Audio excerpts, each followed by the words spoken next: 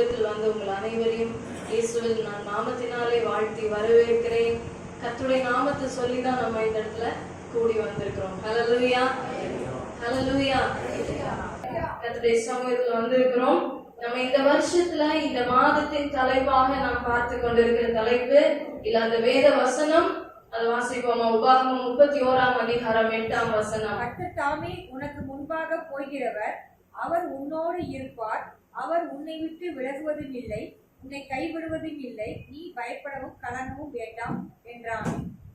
உபாகமம் 31:8 சொல்லுகிறது, கர்த்தர் தாமே உனக்கு முன்பாக போகிறவர்.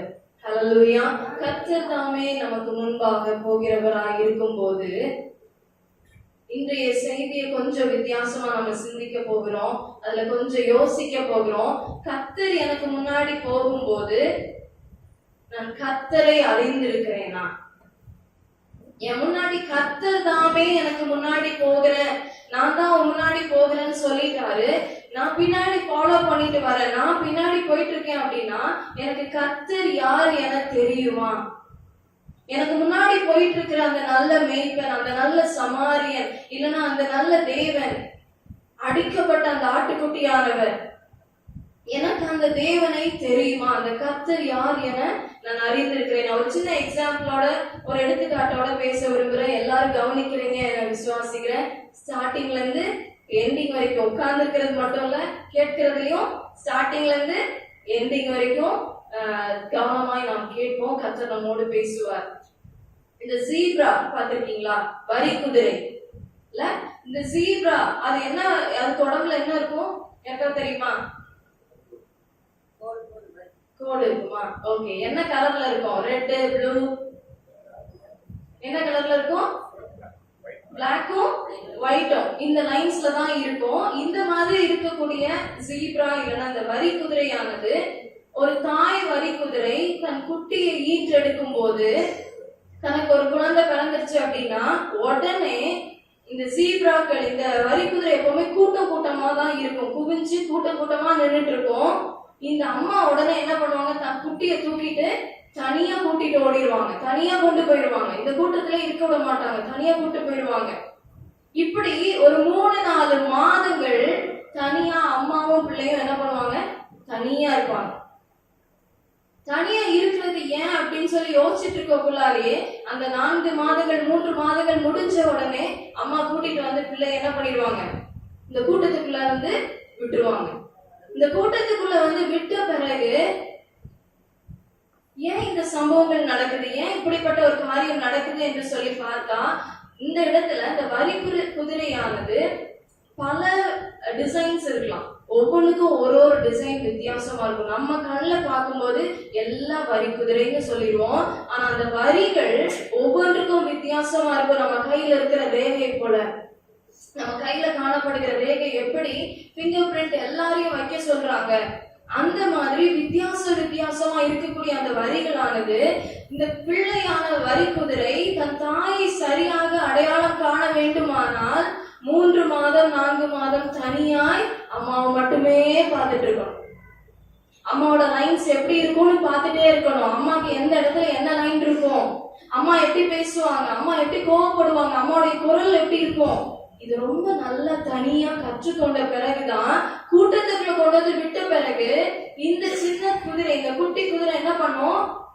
அம்மா அங்க டேய் அப்படின்னா, ஓ அது எங்க அம்மாவோட சத்தம், டேய் ஓ அது வேற யாரோ சத்தம், டேய் ஐயோ இது வேற யாரோ சத்தம், டோட்டலி கண்டுபிடிக்கிறதுக்கு சத்தம் கேட்டு பழகி இருக்கும். அம்மாவுடைய லைன்ஸ் அத்தனை வரி குதிரைகள் நின்றுட்டு இருந்தாலும் இதுதான் எங்க அம்மா, அந்த லைன்ஸோட இருக்கிறதா என்னுடைய அம்மான்னு கண்டுபிடிச்சு நேரம் அம்மான்னு ஓடி வந்துடும். இதை கற்றுக் கொடுப்பதற்காகவே அந்த தாய் வரி குதிரையானது 3-4 மாதங்கள் நீ இந்த கூட்டத்துல இருந்தாதான் என்ன நீ கண்டுபிடிக்க முடியாது. தனியா நம்ம 2 பேரும் பேசி பழகி நம்ம பார்த்து ஒருத்தரை ஒருத்தர் நல்லா புரிந்து கொண்ட பிறகு உன்னை கொண்டது கூட்டத்துல விடுற, அதுக்கப்புறம் நீ எங்க தொலைஞ்சா நீ அம்மாவை கரெக்டா கண்டுபிடித்து விடுவாய். ஹல்லேலூயா. இந்த கால வேளையில நான் எங்க தொலைந்து போனாலும், நான் எனக்கு முன்னாடி போகிறவர் இயேசுதான், அவர் தேவன் தான், என் முன்னாடி கர்த்தர் தான் போகிறார் என்பதை நான் எப்படி அறிந்திருக்கிறேன்? அப்படின்னா அவர் யாருன்னு எனக்கு தெரியணும்ல.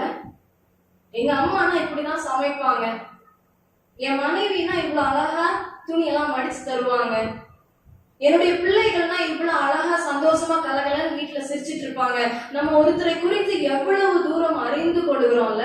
அவங்க கூட பழகி, அவங்க கூடயே இருந்து 10 வருஷம் 15 வருஷம், ஒரு மாசம் 2 மாசம் பேசி பழகினதுல நம்ம அவங்களை குறித்து அறிந்தது போல தேவனை நான் அறிந்திருக்க வேண்டும். என் முன்னாடி கர்த்தர் போகிறார் என்றால் அவரை நான் உட்கார்ந்து பர்சனலா அறிய வேண்டும். உட்கார்ந்து அவர்கிட்ட அவரோட லவ் லெட்டர் நமக்கு கொடுத்திருக்கிறார்.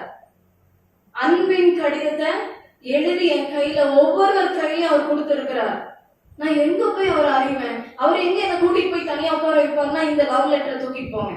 உங்க கையில இருக்கிற அந்த அன்பின் கடிதம், உங்க மேல அன்பை கொட்டி எழுதினார்ல, அதை தூக்கிட்டு போய் உட்காருங்க, தனியா உட்காருங்க, வீட்டுல உட்காருங்க. நேரம் கிடைக்கும் போதெல்லாம் இதுதான் நேரம் குறிப்பிட்டு எழுதி வைக்கிறது இல்ல, இந்த நேரத்துலதான் ஜெபிப்பேன், இந்த நேரத்துல அப்படி இல்ல, கிடைக்கும் போதெல்லாம் ஆண்டவரே இன்னைக்கு என்ன என்கிட்ட அன்பை கொட்ட போறீங்க, இன்னைக்கு என்ன உங்க குறித்து அறிய முடியும், கர்த்தர் தான் என் முன்னாடி போறாருன்றதுக்கு கர்த்தரை குறித்து நான் என்ன அறிய வேண்டும்? பர்சனலி தனியாக அவரோடு நான் நேரம் செலவிட அவர் சத்தம் கொடுப்பாரு, டேய் இது கர்த்தர், டேய் ஐயோ இது கர்த்தர் இல்ல, டேய் ஓ கர்த்தர். எனக்கு வித்தியாசம் கண்டுபிடிக்க நான் அறிந்து கொள்ளுவேன். ஹல்லேலூயா. எனக்கு அவருடைய சத்தம் கேட்க நான் பழகி விடுவேன். அவருக்கு பின்னாடி நான் போகணும்னு நான் கற்றுக்கொள்வேன். 2வது காரியம் இந்த ஜீப்ரால இருந்து கத்துக்கிறோம், தனிமைப்படுத்தப்பட வேண்டும். நாம் சில நேரங்கள்ல கூட்டத்துக்குள்ளார கும்மாளம் போடுற இடத்துல நாம இல்லாம தனிமையா நிற்க வேண்டி இருக்கும். ஏன்னா நான் பரிசுத்தமாய் பிரித்தெடுக்கப்பட்ட சந்ததி, நான் கர்த்தரோடு இருக்க வேண்டிய சந்ததி. அப்ப நான் பரிசுத்தத்தை நான் கையாளும் போது, பரிசுத்தம் இல்லாமல் தேவனை தரிசிக்க முடியாது. உங்க முன்னாடி போகிற கர்த்தர் என்பதை அறிய முடியாது. அவர் சத்தம் என்னன்னு புரிய முடியாது. ஆண்டவர் பேசுறாரா, இல்ல நானே சிந்திக்கிறேனா, இல்ல பிசாசு பேசுறானா, இது மனுஷ வார்த்தையா தேவ வார்த்தையா எனக்கு தெரிய மாட்டேங்குது, குழப்பமா இருக்கு, எனக்கு புரியல, ஆண்டவர் பேசுறாரான்னு என்னால கண்டுபிடிக்க முடியல சொல்றோமா? அப்ப தேவனோட அதிகமா நேரம் செலவழிக்கணும். நான் கர்த்தர் யார் எனக்கு அறியணும், என்னை நான் பரிசுத்தம் பண்ணிக்கொள்ள வேண்டும். ஹல்லேலூயா. நான் தனிமையாகி, நான் என்னை உடலை ஒடுக்கி, நான் என் இடத்துல உட்கார்ந்து நான் ஆவிக்குரிய பிரகாரமாய் வளர வேண்டும். மாம்சத்தை நான் வளர்க்கறதுக்கு அந்த கூட்டத்துக்குள்ள போகிறதுக்கு முன்னாடி, அந்த கூட்டம் எப்பவுமே சலசலன்னு இருக்கும். அங்க பல பேர் பேசிட்டு இருப்பாங்க. கர்த்தர் யாரு வித்தியாசம் தெரியாத இடத்துல போய் நிக்கிறதுக்கு முன்னாடி நான் என்னை பரிசுத்தம் பண்ணிக்கொள்ள வேண்டும். என் ஜென்ம சுவாபங்கள் மாற வேண்டும். என்கிட்ட இருக்கிற அந்த அழுக்கான இருளான பகுதிகள் மாற வேண்டும். அப்பதான் எனக்கு தேவனுடைய சத்தம் கேட்கும், புரியும், தெளிவா இருக்கும். என் முன்னாடி கர்த்தர் போறாருங்க, தைரியமா இருக்கேன் அப்ப சொல்ல முடியும். சும்மா ஏதோ வார்த்தையில சொல்லிட்டு போறது இல்ல. நீங்க கர்த்தரோடு நேரம் தனியா செலவிட வேண்டும். உங்களை நீங்கள் பரிசுத்தமாக்கி கொள்ள தேவன் உங்களோடு பேசிக்கொண்டே இருக்கிறதை, அந்த மெல்லிய குரலை, அந்த அமைதியான சத்தத்தை நீங்கள் கேட்க முடியும். கர்த்தர் தாமே உனக்கு முன்பாக போகிறவர். எனக்கு கர்த்தர் யார் என அறிந்திருக்கிறேன். நான் கர்த்தரை அறிஞ்சிட்டேன் அப்படின்றதுக்காக நான் ஒரு 4-5 வசனத்தோட நான் நிறுத்த விரும்பல. நீங்க தினந்தோறும் வேதம் வாசித்து உங்களுக்கு தனியாக கர்த்தர் யார் என யோசி பாருங்கள். உங்களுக்கு அவர் யாருன்னு பாருங்க. ஒரு சில வசனங்கள் கர்த்தர் நமக்காக என்ன செய்திருக்கிறார், என்னெல்லாம் செய்திருக்கான்னு ஒரு சில வசனங்கள் தான் சொல்ல போகிறேன். நீங்க இன்னும் தொடர்ந்து கர்த்தரை அறிய முடியும் தனிப்பட்ட ரீதியாக. 1 கொரிந்தியர் 15ஆம் அதிகாரம் 3-4 வசனங்களை வாசிப்போம். நான் அறிந்ததும் உங்களுக்கு பிரதானமாக ஒப்புவித்ததும் என்னவென்றால், கிறிஸ்துவானவர் வேத வாக்கியங்களின்படி நமது பாவங்களுக்காக மரித்து அடக்கம் பண்ணப்பட்டு வேத வாக்கியங்களின்படி 3ஆம் நாளில் உயிர்த்தெழுந்து கேபாவுக்கும் பின்பு 12 தரிசனமானார். ஓகே, சோ நம்முடைய தேவன், நமக்கு முன்பாய் செல்கிற கர்த்தர் என்ன செய்திருக்கிறார்? எனக்காக அவர் மரித்தார், எனக்காக அடிக்கப்பட்டார், எனக்காக ரத்தம் சிந்தினார், எனக்காக காயங்கள் பட்டார், எனக்காக குற்றுயிர் ஆனார். எனக்காக அவர் உயிர் தெழுந்தார். ஹல்லேலூயா. என் முன்னாடி போறவர் ஏதோ அடிபட்டு உடைஞ்சு போன ஒரு முடியாத ஒரு நபர் அல்ல, உயிர் தெழுந்த தேவன், உயிரோடு எழுப்பின தேவன். ஹல்லேலூயா. அவர் நல்ல தேவன், அவர் முன்னாடி போகிறவர், உயிரோடு எழுப்பின தேவன். எனக்காக ஒருத்தர் அடிக்கப்பட்டவர் என்ன கூட்டிட்டு போறாரு, எனக்காக எல்லா காயத்தையும் சுமந்தவர், என் வலிகளை சுமந்தவர் எனக்கு முன்னாடி போகிறார். இன்னொரு வசனம் ரோமர் 6:23 வசனம். ரோமர் 6:23 படிக்கலாமா? நம்ம பாவத்தின் மரணம் சம்பளம், தேவனுடைய கிருபை வரமோ நம்முடைய கர்த்தராகிய இயேசு கிறிஸ்துவினால் உண்டாகும் நித்திய ஜீவன். கர்த்தராகிய இயேசு கிறிஸ்துவினாலே, எனக்கு முன் செல்லுகிற அந்த கர்த்தர், எனக்கு முன்னாடி போயிட்டு இருக்க கர்த்தராலே எனக்கு என்ன கிடைக்குது? நித்திய ஜீவன். ஹல்லேலூயா. ஏதோ இந்த உலகத்துக்குரியது மட்டும் இல்ல, இந்த உலகத்தோடு முடிந்து போகிற காரியம் இல்ல, இதற்கு பின்னாக இதனுடைய மரித்து போய் உயிர் தெழுந்து வருகிற ஒரு அனுபவத்துக்கு நேராய் நித்திய ஜீவன்ல கொண்டு சேர்க்கிறவர், கொண்டு பாதாளத்தில் தள்ளுகிற ஒரு பின்னாடி நம்ம போயிட்டு இருக்கல. அழுகையும் பற்கடிப்போம் வேதனையும் நிறைந்த இடத்துல கொண்டு விடுகிறவருக்கு பின்னாடி நம்ம போயிட்டு இருக்கல. நித்திய ஜீவனை தருகிறவர், அளவில்லாமல் கொடுக்கிறவர், அளக்க முடியாததை தருகிறவர். ஹல்லேலூயா. எண்ணி பார்க்க முடியல. நித்திய ஜீவன்னா என்னன்னு புரியல. அந்த அடுத்த வாழ்க்கை அது எப்படி இருக்கும் தெரியல. அங்க வரைக்கும் கொண்டு போகிறவர். இத வேற யாரும் புரிய வைக்க முடியாது. நீங்க கர்த்தரை அறிய வேண்டும். தனியா உட்காரணும். என் அம்மா யாரு நான் தனியா உட்கார்ந்து ருசி பார்க்கணும். என் அப்பா எப்படிப்பட்டவங்கன்றத நான் ருசி பார்க்கணும். என் தாய் அவர், என் தந்தை அவர், என் மேய்ப்பர் அவர், என் சகாயர் அவர், எனக்கு முன் சொல்லுகிற நல்ல தூதர் அவர், எல்லாம் வழிகாட்டுகிறவர், அவரை நான் உட்கார்ந்து அறியணும். அவர் பரிசுத்தர், ஆகையால் நானும் பரிசுத்தமா இருக்கணும். அப்பதான் அவர் சத்தம் எனக்கு கேட்கும். இன்னைக்கு கர்த்தர் நம்மோடு பேசிக் கொண்டிருக்கிறார். நிச்சயமாக ஏதோ ஒரு பகுதியில எங்கேயாவது ஒரு இடத்துல கர்த்தர் உங்கள் இருதயத்தை தொடுவாரானால் இன்னைக்கே, இன்றையில இருந்தே, இந்த நிமிடத்துல இருந்தே ஒப்பு கொடுங்க. நான் உண்மை அதிகமாய் அறிய வேண்டும் அப்பா. என் முன்னாடி போகிறவரே யாருன்னு தெரியாம கர்த்தர் தாமே உனக்கு முன்பாக போகிறவர்னு வாழ்க்கை ஆரம்பிச்சிட்டேன். இந்த வருஷத்தை தொடங்கிட்டேன்னா நான் அவரை இன்னைக்கு அறிய வேண்டும். அவர் எப்படிப்பட்டவர் எனக்கு தெரிய வேண்டும். கொலோசியர் 1:20-21 வசனத்தை பாருங்க. கொலோசியர் 1:20-21. ரத்தத்தினாலே சமாதானத்தை உண்டாக்கி, சமாதானத்தை உண்டாக்குகிற தேவன். 21 வசனம் படிக்கலாம். முன்னே அந்நியராய் கிரியினாலே மனதிலே சத்துருக்களாய் இருந்த உங்களையும் பரிசுத்தராகவும் குற்றமற்றவர்களாகவும் கண்டிக்க படாதவர்களாகவும் நமக்கு முன் நிற்கும்படியாக அவருடைய மாம்ச சரீரத்தில் அடைந்த மரணத்தினாலே இப்பொழுது ஒப்புரவாக்கினார். இப்பொழுது ஒப்புரவாக்கின தேவன். எங்கேயோ பிரிந்து கிடந்து எங்கேயோ அழிந்து போக வேண்டிய என்னை, உங்களை தேவன் ஒப்புரவாக்குகிறார், ஒட்டி வைக்கிறார், அவரோடு ஒட்டுகிறார். பிதாவோடு இணைக்க வந்த நல்ல தேவன் நம் முன் செல்லுகிறார். ஹல்லேலூயா.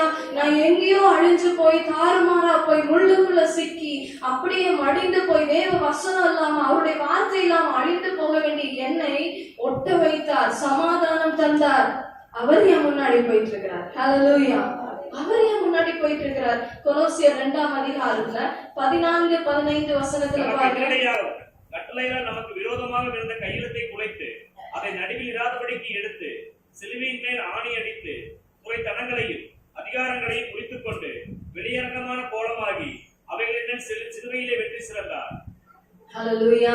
சிலுவையில் வெற்றி சிறந்த தேவன், எல்லா அதிகாரத்தையும் தன் கையில் எடுத்துக்கொண்ட தேவன், பிசாசின் அனைத்து காரியங்கள், அவன் காரியங்கள் அனைத்தையும் கவிழ்த்து போட்ட தேவன் நம் முன் சென்று கொண்டிருக்கிறார். ஜெயத்தின் தேவன், ஜெயம் எடுத்த தேவன். அவர் பக்கத்துல நம்ம இருக்கிறோம். இனிதான் நான் ஜெயிக்கணுங்க, இனிதான் ஜெயிக்கணுங்க. ஜெயம் எடுத்த பகுதியில் இருக்கிறோம், ஜெயித்த பகுதியில் இருக்கிறோம், வெற்றி சிறந்த பகுதியில் இருக்கிறோம். அவர் பின்னாடி நாம் சென்று கொண்டிருக்கிறோம். இவ்வளவுதான் வசனமா? இவ்வளவுதான் கர்த்தரை குறித்தா என்று சொல்லி இதுக்குள்ள நான் முடிக்க விரும்பல. நீங்க போய் ஆராய்ந்து படிங்க. அவர் கொடுத்த அந்த கடிதத்தை அன்பால் ஊற்றி, அன்பையே கொட்டி, தன் ரத்தத்தை சிந்தின அந்த கர்த்தர் யார் என போய் உட்காருங்க, தனியா உட்காருங்க, யாரும் பக்கத்துல இல்லாதபடிக்கு.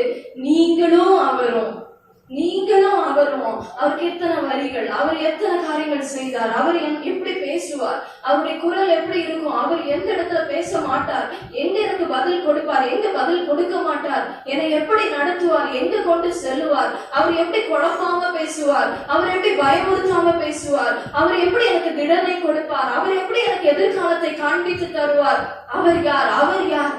நான் உட்கார்ந்து படிக்க வேண்டும், உட்கார்ந்து வாசிக்க வேண்டும், தியானிக்க வேண்டும், அறிய வேண்டும். அவர் என்னெல்லாம் செய்தவர் எனக்கு முன்னாடி போய் கொண்டு இருக்கிறார், அவரை நான் பின்பற்றி கொண்டிருக்கிறேன். லூக்கா 18ஆம் அதிகாரம் 35ஆம் வசனத்தை வாசிப்போம். லூக்கா 18:35 வரைக்கும் வாசிக்கலாமே. எல்லாரும் ஒரே நிமிஷம் அந்த வேத பகுதி எல்லாரும் எடுத்துக்கொள்ளுங்க, அதை கொஞ்சம் கவனித்து வாங்க. லூக்கா 18ஆம் அதிகாரம் 35-42 வரை. பின்பு அவர் எரிகோவுக்கு சமமாய் வரும் பொழுது ஒரு கூடன் வழியருகே உட்கார்ந்து பிச்சை கேட்டுக் கொண்டிருந்தார். ஜனங்கள் நடக்கிற சத்தத்தை அவன் கேட்டு இதை என்ன என்று விசாரித்தார். நசரேயனாகிய இயேசு போகிறார் என்று அவனுக்கு அறிவித்தார்கள். அப்பொழுது அவன், இயேசுவே, தாவீதின் குமாரனே, எனக்கு இரங்கும் என்று கூப்பிட்டார். முன் நடப்பவர்கள் அவன் பேசாமல் இருக்கும்படி அவனை அதட்டினார்கள். அவனோ, தாவீதின் குமாரனே, எனக்கு இரங்கும் என்று மிகவும் அதிகமாய் கூப்பிட்டார். இயேசு நின்று அவனை தம்மிடத்தில் கொண்டு வரும்படி சொன்னார். அவன் கிட்ட வந்தபோது அவர் அவனை நோக்கி, நான் உனக்கு என்ன செய்ய வேண்டும் என்றிருக்கிறாய் என்று கேட்டார். அதற்கு அவன், ஆண்டவரே, நான் பார்வையடைய வேண்டும் என்றார். இந்த இடத்துல நீங்க பார்க்கும்போது நிறைய பேர் நடந்து போயிட்டு இருக்காங்க. நம்முடைய வாழ்க்கையில பல பேர் கடந்து போயிட்டு இருப்பாங்க, பல பேர் முன்னாடி போயிட்டு இருக்காங்கன்னு தோணும். எத்தனையோ இவங்கதான் என்ன நடத்துறாங்கன்னு நினைச்சிட்டு இருப்போம். ஆனா இந்த இடத்துல ஒரு குருடன், அவனுடைய கண்கள் தெரியல, மாம்ச ரீதியான கண்கள் தெரியல, ஆனா ஆவிக்குரிய கண்கள் திறந்திருந்தது. ஹல்லேலூயா. இன்னைக்கு அததான் பேசிட்டு இருக்கோம். ஒருவேளை மாம்சம் பலவீனத்தோடு வந்திருக்கலாம், இன்னைக்கு ரொம்ப உடல் டயர்டா வந்திருக்கலாம், நைட்டெல்லாம் ரொம்ப வேலை பார்த்துட்டு காலையில கஷ்டப்பட்டு கிளம்பி வந்திருக்கலாம். இன்றைய காலை பொழுதுல உங்களுக்கு மனம் நொந்து போய் வந்திருக்கலாம், மாம்சம் உடைந்து போய் இருக்கலாம், மாம்சத்துல ரொம்ப பலவீனப்பட்டு இருக்கலாம். ஆனால் அவருடைய பலவீனத்துலதான் தேவனுடைய பலன் பூரணமாய் விளங்கும். ஹல்லேலூயா. என்னுடைய பலவீனத்துல அவருடைய பலன் பூரணமாய் விளங்கும். ஏன்னா ஆவிக்குரிய கண்கள் திறந்திருக்குமே. ஆனால் முன்னாடி போயிட்டு இருக்கிறது இயேசுவா என்று அறிந்த உடனே, இயேசுவே, அவர் யாருன்னு எனக்கு தெரியும், தாவீதின் குமாரனே, அவர் என்ன பண்ணுவார்னு எனக்கு தெரியும், எனக்கு இறங்கும். ஹல்லேலூயா. எனக்கு இறங்குங்கப்பா, என் முன்னாடி போகிறவர் நீர் அல்லவோ என்று சொல்லி அவனுடைய உள்ளான கண்கள் திறந்திருந்தது. இன்னைக்கு எனக்கு திறந்திருக்கா? என்னுடைய ஆவிக்குரிய கண்கள்ல என்னால கர்த்தரை காண முடிகிறதா? இரண்டாவது ஒரு காரியம், என் முன்னாடி கர்த்தர் போகிறார் என்றார், கர்த்தர் தாமே எனக்கு முன்னாடி போகிறார் என்றார், நான் யார் பின்னாடி போயிட்டு இருக்கேன்? என் முன்னாடி கர்த்தர் தான் போகிறார் என்றால் அவரை நான் என்ன பண்ணியிருந்திருக்கணும்? கர்த்தர் யார் என்று நான் அறிந்திருக்க வேண்டும் தான் முதல் பாயிண்ட் பார்த்தோம். ரெண்டாவது பாயிண்ட், கர்த்தர் தான் என் முன்னாடி போயிட்டு இருக்காரு. கரெக்ட், அவர் கரெக்டா போயிட்டு இருக்காரு. அவர் சொன்னதை செய்கிற தேவன், வாக்கு மாற மாட்டார், உண்மை உள்ள தேவன். அவர் தான் என் முன்னாடி போறாருன்னா நான் யார் பின்னாடி போயிட்டு இருக்கேன்? நான் கர்த்தர் பின்னாடி தான் போகிறேன்னா இல்ல நான் வேற ஏதோ ஒரு லைன்ல போயிட்டு இருக்கேன்னா? இன்னைக்கு அதை சிந்தித்து பார்க்க இருக்கிறோம். ஏன்னா ஆடு பார்த்திருக்கீங்களா? வரி குதிரையே பார்த்திருக்கீங்க, ஆடை பார்த்துக்க மாட்டோமா அப்படின்ற மாதிரி பாக்குறீங்க. ஆடு பார்த்திருப்பீங்க இல்லையா? சோ ஒரு ஆடு போகுது முன்னாடி அப்படின்னா என்ன பண்ணும்? எல்லா ஆடும் அப்படின்ட்டு பின்னாடியே அது பின்னாடியே என்ன பண்ணிருக்கோம் போயிட்டே. ஒரு ஆடு அப்படியே திரும்பி போய் புல் மேயுதுன்னா ஒரு 10 ஆடு அது பின்னாடியே என்னடா அது அப்படின்னு சொல்லி அங்கேயும் போய் அது புல்ல மேயுது. அப்படியே ஒரு ஆடு அப்படியே திரும்பி போயிட்டு பார்த்துட்டு, ஓ தண்ணி அப்படின்னு லபக்கு தண்ணி குடிச்சா, தண்ணிடா அப்படின்னு எல்லா ஆடும் பின்னாடி போகும். சோ ஆடானது ஒரு ஆட்டை மற்ற ஆடுகள் எல்லாம் பின்தொடர்ற மாதிரி நிறைய வேளைகள்ல இந்த ஆட்டுக்கு இடையில ஆடு மாதிரியே ட்ரெஸ் பண்ணிட்டு ஒருத்தன் வருவான். கள்ள தீர்க்கதரிசிகளுக்கு எச்சரிக்கையா இருங்கள், அவர்கள் நல்ல அழகா தேனொழுக பேசுற ஆட்டை போல நல்ல ஆட்டு மயிரை உடுத்தி கொண்டு நல்ல வெளியில பாக்குறது ஆடு மாதிரியே இருக்கும், உள்ளேயோ கெச்சிக்கிற ஓநாய்கள், பீறி போடுகிற ஓநாய்களா இருப்பாங்க, ஓநாயா இருப்பாங்க. நிறைய வேளைகள்ல இந்த உலகம் ஆடு மாதிரியே காட்டிட்டு இருக்கோம். இன்னைக்கு தேவ பிள்ளையே, இயேசுவானவர் உலகத்துக்கு வந்ததே உங்களை என்னை இந்த உலகத்தை மீட்டெடுக்கிறதுக்கு தான். உடனே சாத்தான் ஒரு ஆஃபர் வைக்கிறான். அதை படிச்சு பார்க்கலாமா? மத்தேயு 4ஆம் அதிகாரம் 8-9 வசனத்தை படிச்சு பாருங்க. மத்தேயு 4:8-9 வசனம். மறுபடியும் பிசாசு அவரை மிகவும் உயர்ந்த மலையின் மேல் கொண்டு போய் உலகத்தின் சகல ராஜ்யங்களையும் அவளின் மகிமையையும் அவருக்கு காண்பித்து, நீ சாஷ்டாங்கமாய் விழுந்து என்னை பணிந்து கொண்டால் இவைகளெல்லாம் உனக்கு தருவேன் என்று சொன்னார். எஸ், பிசாசு என்ன பண்றான்? மேல கூட்டிட்டு போய், இயேசுவே இதுக்கு தானே வந்தீங்க, இந்த உலகத்தை மீட்டெடுக்கிறதுக்கு தானே வந்தீங்க, உலகத்தையே நான் தரேன், உலகத்தையே நான் தரேன், இதுல இருக்க எல்லாத்தையுமே தரேன், அண்டர் ஒன் ஆஃபர் கண்டிஷன். ஒரே ஒரு கண்டிஷன் என்னன்னா, என் காலில் மட்டும் விழுந்தா போதும், என்ன பணிந்து கொண்டா போதும்னு பிசாசானவன் நிறைய நேரத்துல தேன் ஒழுக பேசுகிற ஆட்டை போல வெளியில தெரியுவான், உள்ளேயோ ஓநாயா இருப்பான். எனக்கு வித்தியாசம் தெரியுமா? அன்பு தேவ ஜனமே, என் முன்னாடி போயிட்டு இருக்கிறது ஆடா இல்ல ஓநாயா என்னால கண்டுபிடிக்க முடியுமா? நான் என் தேவனாகி ஆட்டோட நான் அதிகமாய் செலவிட்டு கொண்டிருந்தா, ஆடுனா இங்கதான் கூட்டிட்டு போகும், தப்பா கூட்டிட்டு போகாது, ஆடுனா சரியான வழிகாட்டுதல் இருக்கும், ஆடுனா இப்படிதான் பேசும், இப்படிதான் நம்ம எல்லாம் மேண்டாண்டா சத்தம் போடுவோம், இந்த மாதிரி வித்தியாசமா கத்த மாட்டோம். எஸ், அது ஓநாய் சத்தம்டா. வித்தியாசம் தெரியுமா நமக்கு? இங்க தேன் ஒழுக பேசி ரொம்ப அழகா கவர்ச்சியா பேசி எல்லாத்தையுமே தந்துடுறேன், உலகத்துல எல்லாமே கிடைக்குது, அதுக்கு பின்னாடி தானே மனுஷன் ஓடிட்டு இருக்கான்.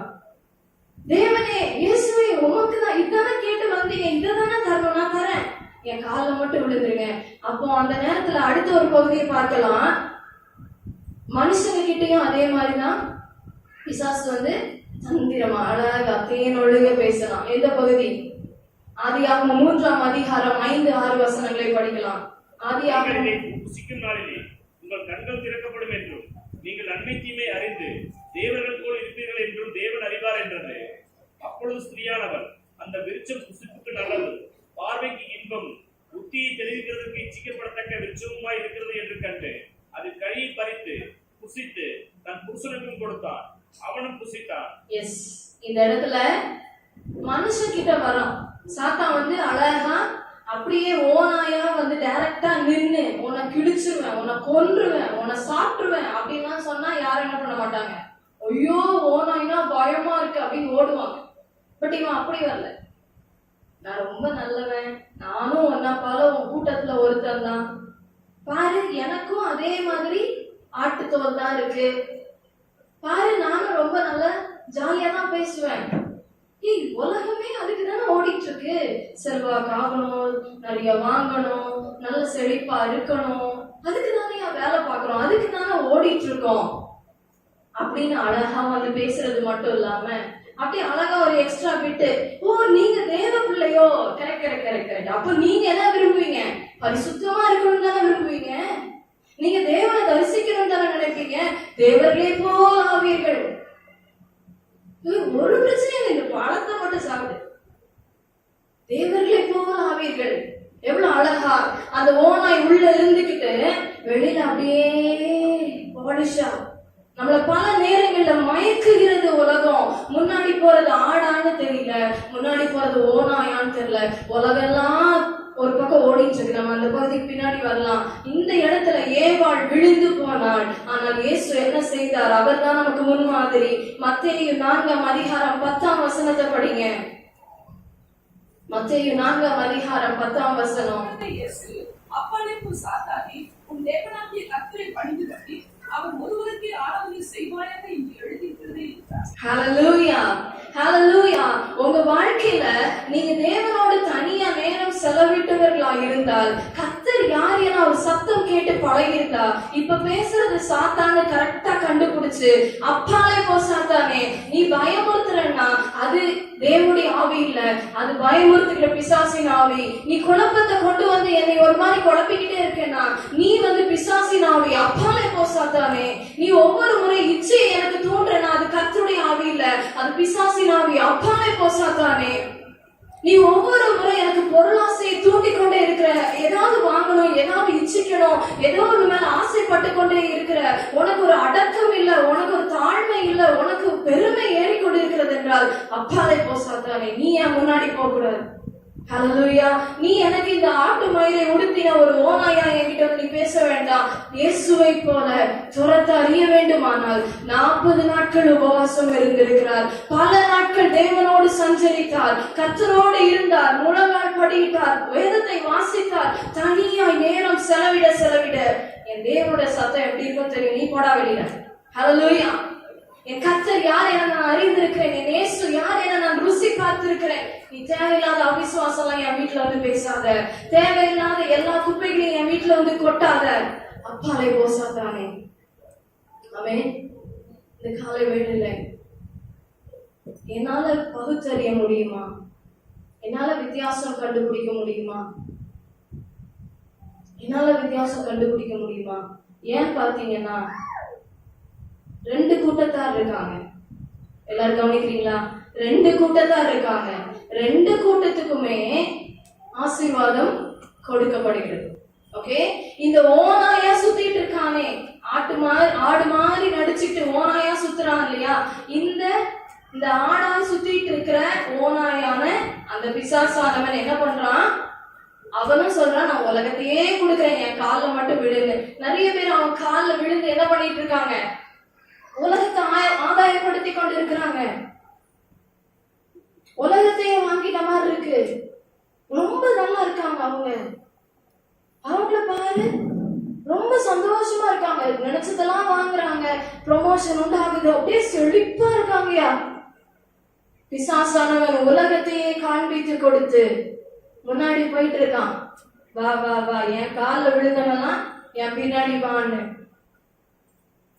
இன்னொரு கூட்டம், அந்த பகுதியை வாசிக்கலாமா? லூக்கா 15ஆம் அதிகாரத்தை எடுத்துக்கொள்வோம். லூக்கா 15ஆம் அதிகாரம் 12ஆம் வசனத்தை வாசிப்போம். தகப்பனே, ஆஸ்தியில் எனக்கு வரும் பங்கை எனக்கு தர வேண்டும் என்றான். அந்தபடி அவன் அவர்களுக்கு தன் ஆஸ்தியை பங்கிட்டு கொடுத்தான். எஸ், தகப்பனே எனக்கு ஆஸ்தி தாங்க. நிறைய வேளைகள் நம்மளும் தேவ பிள்ளைகள் ஜெபிக்கிறோம், அப்பா எனக்கு ஆஸ்தியை பெருக பண்ணுங்க, என் எல்லையை பெரிதாக்குங்க. யாபேசின் ஜெபத்தை ஏறெடுக்கிறேன், எனக்கு ஒரு நல்ல குழந்தை பாக்கியத்தை தாங்க, எனக்கு ஒரு வீடு கட்ட வைங்க, என் பிசினஸ பிளஸ் பண்ணுங்க ஆண்டவரே, எனக்கு ஒரு ப்ரொமோஷன் தாங்க, எனக்கு நல்ல சுகத்தை தாங்க. ஆசீர்வாதங்களை கேட்கிறோம். எனக்கு முன் செலுக்கிற கர்த்தரிடத்துல என்ன பண்றோம்? கேட்கிறோம், வாங்கிக்கிறோம். அதான் சொன்ன 2 கூட்டத்தார் இருக்காங்க. நல்லா கவனமா கேளுங்க. 2 கூட்டத்தார் இருக்காங்க. ஒரு கூட்டத்தார் கேட்காமலே அள்ளி வாங்கிட்டு போயிட்டு இருக்கு. ஏன்னா என் காலில் மட்டும் விழு, உலகத்தையே தரேன், அந்த உலகம் தானே வேணும்னு சொல்லிட்டு அவங்க பின்னாடியே விழுந்து போயிட்டு இருக்க ஒரு கூட்டம். இன்னொரு பக்கம் ஒரு கூட்டம் இருக்கும். அவங்க என்ன பண்றாங்க? இயேசுவே தாரும் ஐயா, ஆண்டவரே தாருமாப்பா. உடனே ஆண்டவர் நல்ல சுகத்தை கொடுக்கிறார், நல்ல ஒரு குழந்தை பாக்கியத்தை கொடுக்கிறார், நல்ல வீட்டை கொடுக்கிறார், வசதியை கொடுக்கிறார், வாய்ப்பை கொடுக்கிறார், காரை கொடுக்கிறார், ஒரு நல்ல வேலையை கொடுக்கிறார், உயர்வை கொடுக்கிறார், வெளிநாட்டை கொடுக்கிறார், ப்ரமோஷனை கொடுக்கிறார். ஏதோ கொடுத்துட்டே இருக்கிறார் அவரும். ஆனா வாங்கின நான் இததான் கேட்டேனா, அவர் பின்னாடி போறேன்னா கர்த்தர் தாமே எனக்கு முன்பாக போகிறாருன்னு தெளிவா இருக்கு. ஆனா நான் யார் பின்னாடி போயிட்டு இருக்கேன்? இந்த 2 கூட்டத்துல இவன், இந்த இளைய குமாரன் எல்லாத்தையும் வாங்கிட்டு பிளஸிங்ஸ் எல்லாம் கேட்டு அப்பாட்ட கேட்டவன கொடுத்தாச்சு. வாங்கின வேகத்துல அவர்களோடு சென்று ஒட்டி கொண்டான். அந்த வசனத்தை பாருங்க, 15ஆம் வசனத்தை படிச்சு பாருங்க. அந்த தேசத்து குடிகளில் ஒருவனிடத்தில் போய் ஒட்டி கொண்டான். 2 லைன் போயிட்டு இருக்கிறதுல அந்த சைடு லைன் யார் பின்னாடி போறோன்னே தெரியாம போயிட்டு இருக்கு ஜனம். அவங்க உலகம் சம்பாதிக்கணும், உலகத்துல ஐஸ்வர்யமா இருக்கணும், அதை எவன் தந்தானா, எவன் காலில் விழுந்தான, எல்லாத்தையும் வாங்கிக்கலான்னு அவன் பின்னாடி ஓடிட்டு இருக்க அந்த கூட்டத்தாரோடு நான் இந்த ஜெபித்து ஆசீர்வாதங்களை பெற்ற பின்பாக, நான் பெற்றுக்கொண்ட சுகத்தின் பின்பாக, எல்லா ஐஸ்வர்யங்களை வாங்கின பின்பாக எனக்கு முன்னாடி கர்த்தர் போயிட்டு இருக்காருங்க. நான் அவர் பின்னாடி தான் போறேனா, இல்ல இதெல்லாம் வாங்கிட்டு போய் அந்த தேசத்துல அந்த லைன்ல ஒட்டி கொண்டேனா? சிந்தித்து பாருங்க. என் லைஃப்ல நான் யார் கூட ஒட்டுனேன்? பிளஸிங்ஸ் வந்த பிறகு நான் நல்ல சுகமா இருக்கும் போது, எனக்கு திருப்தியா இருக்கும் போது, எனக்கு மன நிறைவா இருக்கும் போது, அவன்லாம் போன் பாக்குறான், அவன்லாம் டிவி பாக்குறான், அவன்லாம் சினிமா கேட்கிறான், அவனுக்கு அடிமையா இருக்கிறான், காலில் விழுந்து கிடக்குறான். ஏன்னா உலகத்தையே தருவேன்னு சொல்லிட்டான் இல்லையா, எல்லாமே அவனுக்காக நான் செய்வேன் அங்க ஓடிட்டு இருக்க அந்த கூட்டத்தோடு நான் ஒட்டி கொண்டேனா?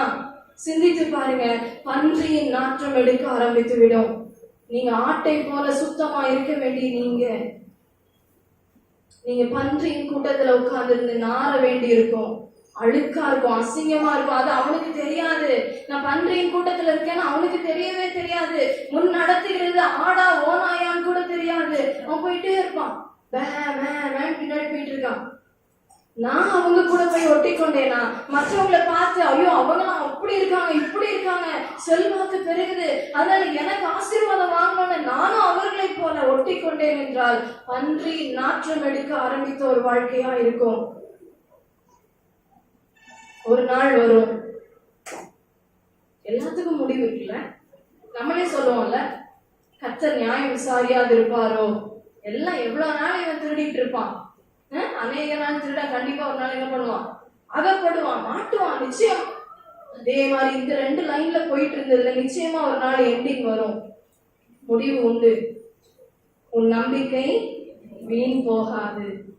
எங்க நடந்துட்டு இருக்கேனே தெரியலையே நடக்காதீங்க. உங்க முன்னாடி கர்த்தர் போய் கொண்டிருக்கிறார் என்ற அந்த ஞானம் இருக்கணும், அவரை குறித்த அறிவு இருக்கணும். அவரை குறித்து நான் டெய்லி அவர் கூட நேரம் செலவிடணும். யார்கிட்ட அதிகமா நேரம் செலவிடுகிறீங்கன்னு பாருங்க, உலகத்தோடா கர்த்தரோடா? அப்படி இருக்கும்போது ஒரு நாள் வரும், இந்த கூட்டம் இருக்கு இல்லையா, அப்படியே நடந்து போயிட்டு இருந்தாங்க இல்லையா, இவன் தான் எல்லாமே தருவான், இவன் தான் எல்லாமே தருவான்னு அவன் காலில் விழுந்தாங்க இல்லையா. இவன் தான் அப்படியே தேனொழுக பேசுற ஆடு. நான் ஒரு இன்டர்வியூ போயிருந்தேன், நான் சொல்லியிருப்பேன்னு நினைக்கிறேன். ஒரு இன்டர்வியூ போயிருந்தேன்.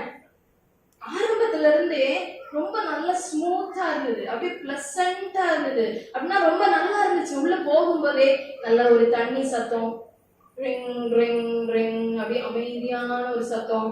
யாரும் கத்தி பேச மாட்டாங்க, கத்தி பேச மாட்டாங்க. நல்லா அப்படியே அமைதியான லைட்ஸ் போட்டிருந்தாங்க. ரொம்ப அப்படியே பளிச்சுன்னு ஒரு லைட் இல்ல, அப்படியே அமைதியான லைட்ஸ். அங்க பாக்குறவங்க எல்லாம் வாங்க வாங்க ப்ளீஸ் வாங்க உட்காருங்க. அப்பா என்ன ஒரு அன்பு. உள்ள போய் உட்கார்ந்தாச்சு. இன்டர்வியூக்கு நான் ரெடி ஆகுறேன். இத முன்னாடி நடந்த ஒரு காரியம். சோ உட்கார்ந்து இருக்கிறேன், எல்லாமே நான் அங்க ப்ரிப்பேர்டா போயிருக்கிறேன். பயமே போயிடுச்சு, ஏன்னா அவ்வளோ தேனொழுக பேசிக்கிறாங்க. இன்டர்வியூல எல்லா கொஸ்டின் ஒரு 50-55 கொஸ்டின் கேட்டிருப்பாங்க ஏற்கனவே. அது போக ஏன்னா இது நல்ல சேலரி, நல்ல சம்பளம் நாங்க கொட்டி தந்துருவோம். ஏன்னா டாப் கிளாஸான பிள்ளைங்க தான் அங்க படிக்க வராங்க. உனக்கு என்ன வேணும் எல்லாமே தர்றோம், ஒன்னே ஒண்ணு நீ இந்த காரியத்தை மட்டும் செய்வேன்னா இன்னைக்கே ஒண்ணு வேலைக்கு எடுக்கிறோம். நோவா எஸ்ஸான்னு சொன்னா போதும். நோ சொன்ன உடனே இந்த கூட்டத்தார் பின்னாடியே போயிட்டு இருக்காங்க இல்லையா, பின்னாடியே போய் இவன் எல்லாமே தருகிறான் ஓடுன அந்த கூட்டத்தாருக்கு இவன் ஆடுதான், இவன் நல்லவன் தான் சொல்லும்போது திரும்பி முகத்தை காட்டுவான் பாரு. அன்னைக்கு ஒரு நாள் வரும், அவனுடைய முக ரூபம் மாறும். நான் நோ சொன்ன உடனே முகநாடி வேறுபட்டதுன்றது மாதிரி அப்படியே இருண்டு போயிருச்சு அந்த இடம். அப்படியே எல்லா சத்தமும் எனக்கு அப்படியே இருட்டுக்குள்ள வந்து உட்கார்ந்த மாதிரி ஆயிடுச்சு. எங்க போச்சு உங்களுடைய அந்த அமைதியான சாந்த குணம், எங்க போச்சு? அவன் முகத்தை திருப்பி காட்டும் போதுதான் தெரியும், நம்ம இவ்வளவு நாள் ஆட்டுக்கு பின்னாடி போறோம்னு நினைச்சோம், அவன் ஓநாயா இருந்திருக்கானே, தேனொழுக பேசினானே, நல்ல தீர்க்க தரிசனங்கள் சொல்றாங்கன்னு நினைச்சோமே. ரொம்ப எனக்கு இதமா இருக்குன்னு போய் உட்கார்ந்தேனே, கேட்கறதுக்கு சந்தோஷமா இருக்கு, காது ரொம்ப இனிமையா இருக்குன்னு நினைச்சேனே. ஆனா திரும்பி பார்த்தா அது ஓநாயா இருந்திருக்கிறதே. பீரிட்டு போடும், அன்னைக்கு கிழிக்கப்படும், நரகத்தில் தள்ளப்படும், அக்கினியில் வெந்து கொண்டு இருக்கிற நிலைமையா இருக்கும். அன்பு தேவச்சனமே, யாரோடு ஒட்டி கொண்டு இருக்கிறோம்? எந்த பக்கத்துல ஒட்டி கொண்டு இருக்கிறோம்? எந்த சைட்ல ஒட்டிக்கிட்டு இருக்கோம்? நமக்கு முன்னாடி போயிட்டு இருக்கிற கர்த்தர், நமக்கு முன் செல்கிற கர்த்தர் நம்மளை யாரும் வச்சிருக்கா தெரியுமா? இந்த பன்றியின் நாற்றம் தாங்க முடியாம இனி எனக்கு மறுபடியும் அடுத்த ஆஸ்தியை பங்கிட்டுட்டாங்க நான் கேட்க வரல. ஆண்டவரே, என்ன உங்களுடைய ஒரு வேலைக்காரனாவது வச்சுக்கோங்கப்பா. நான் இவ்வளவு நாள் பிள்ளையா இருந்தேன், தூரமா போனேன், எங்கேயோ போய் ஒட்டிட்டேன். ஒருவேளை இன்னைக்கு என் வாழ்க்கை அப்படி நான் சிந்தித்துக் கொண்டு இருக்கிறேன்னா, பரிசுத்தத்தை விட்டு தூரமாய் போனேன், செல்வாக்கை பெற்று தூரமாய் ஓடினேன், கர்த்தருக்கு பிரியமற்ற வாழ்க்கை வாழ்கிறேன். எங்கேயோ இருக்கிறேன், யார் கூடயோ ஒட்டிட்டு இருக்கேன், யாரையோ கம்பேர் பண்ணி யோசிச்சுட்டு இருக்கேன். நான் எந்த கூட்டத்துக்கு பின்னாடி போகணும், நான் யாரை பின்பற்றணும்னு மறந்து எங்கேயோ ஓடிட்டு இருக்கேன். சம்பாதிக்கணும், நிறைய சேர்க்கணும், அப்படியே அலைஞ்சு அலைஞ்சு அலைஞ்சு அப்படி இருந்து தள்ளி போயிருக்கேன் அப்படின்னா, ஒருவேளை நான் இன்னைக்கு அடிமையாவது வர ஆண்டவரேன்னு சொல்லும் போது நம்முடைய தகப்பன், நமக்கு முன் செல்லுகிற அந்த நல்ல மேய்ப்பர் கர்த்தர் தாமே எனக்கு முன்னாடி போகும்போது அவர் நம்மளை எப்படி பார்க்கிறார் தெரியுமா? ரோமர் 8:15 ரோமர் 8:15 ஒரு சில வசனங்களை வேகமா வாசிப்போம். திரும்பவும் பயப்படுவதற்கு நீங்கள் அறிவுத்திறத்தின் ஆவியை பெறாமல் அப்பா பிதாவை என்று கூப்பிடப்படுகிற புத்திர சுவிகாரத்தின் ஆவியை பெற்றீர்கள். நீங்க இனி அடிமைத்தனத்தின் ஆவி இல்ல. நீங்க பயம் இருந்து ஐயோ பயமா இருக்கு அப்படின்னு பயந்துட்டு இருக்கிற வாழ்க்கை அல்ல உங்களுக்கு. அப்பா பிதாவே இறங்கும், தகப்பனே தாவீதின் குமாரனே எனக்கு முன்னாடி போறது நீங்க அல்லவோ, எனக்கு இறங்குங்க அப்பான்னு வரும்போது கட்டி அணைத்து முத்தமிட்டு ஏற்றுக்கொள்கிற நல்ல தகப்பனாய் இருக்கிறார். அவரை திரும்பி பார்க்கும்போது ஓநாயின் முகத்தை பார்க்க வேண்டியதில்லை. ஹல்லேலூயா, நல்ல தகப்பனாய் இருக்கிறார். நான் இன்னைக்கு யார் பின்னாடி போயிட்டு இருக்கேன்? நான் கர்த்தரை அறிந்திருக்கிறேனா? இன்னொரு வசனம் எபேசியர் 1:6 நம்முடைய தெய்வ சித்தத்தின்படி நம்மை இயேசு கிறிஸ்துவின் மூலமாய் நமக்கு சுவிகார புத்திரராகும்படி முன்குறித்திருக்கிறார். எஸ், நம்மள என்ன பண்ணிருக்கிறாரு? முன்குறித்த தேவன். நம்மளை வித்தியாசப்படுத்தி நீ பரிசுத்தமாய் வாழ வேண்டிய சந்ததி, நீ பரிசுத்த ஆசாரிய கூட்டம் என அழைக்கிறார். ஹல்லேலூயா.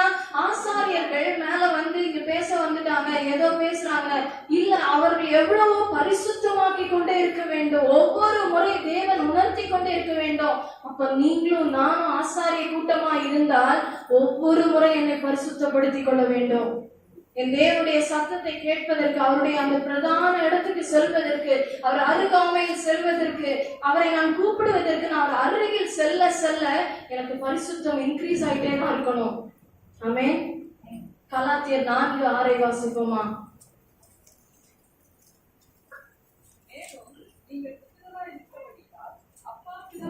எஸ், நீங்கள் புத்திரரா இருக்கிறதுனால அப்பா பிதாவேன்னு கூப்பிடுகிற இடத்துல இருக்கிறீங்க.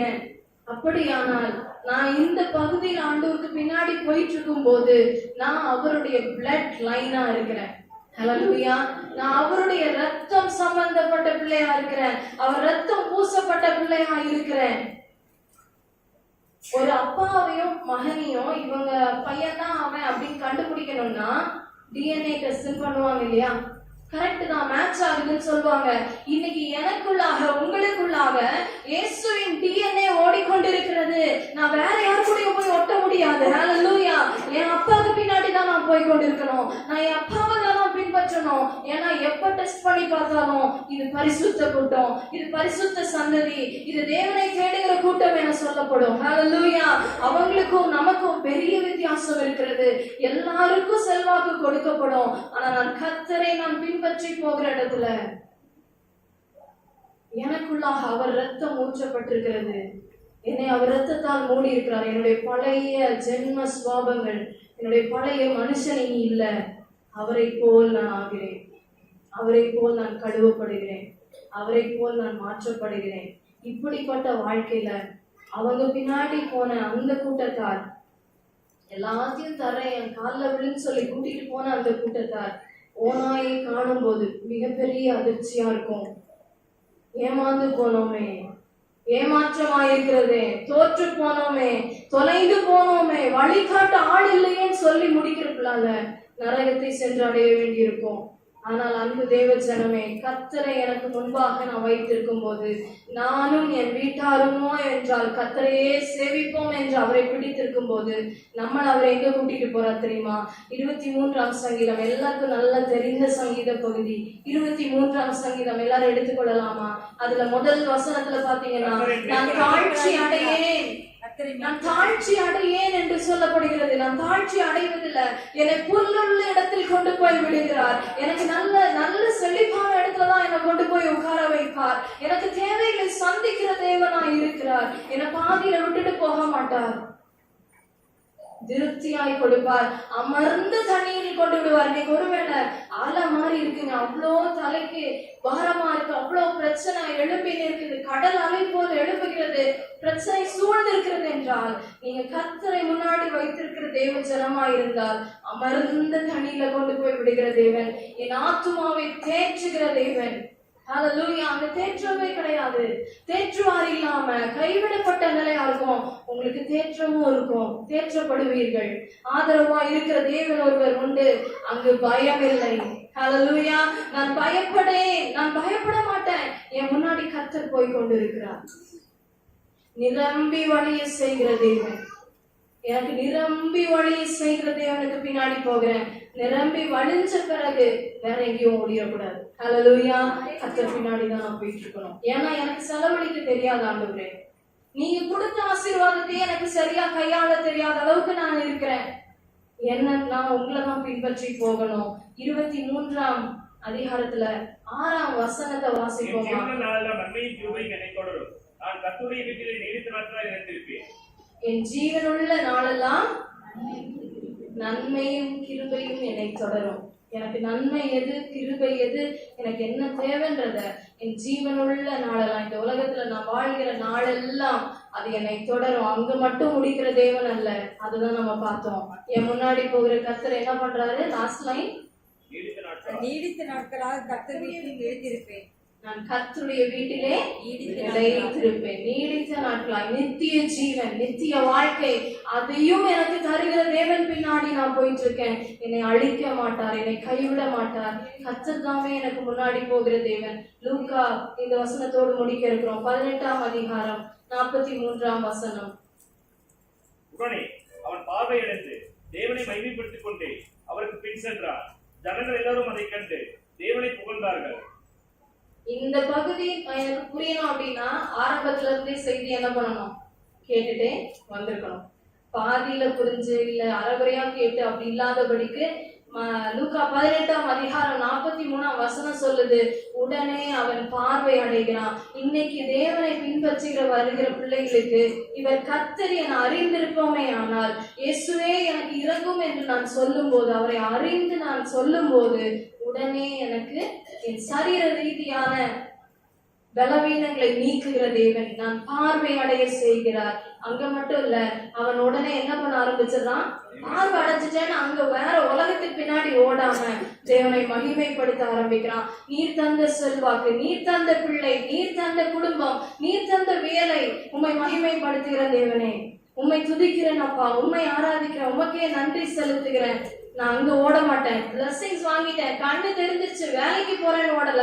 அப்பா உம்மை மகிமைப்படுத்துகிறேன், உண்மையே துதிக்கிறேன் என்று சொல்லி இருந்த அந்த குருடன் கடைசியா என்ன பண்றான்?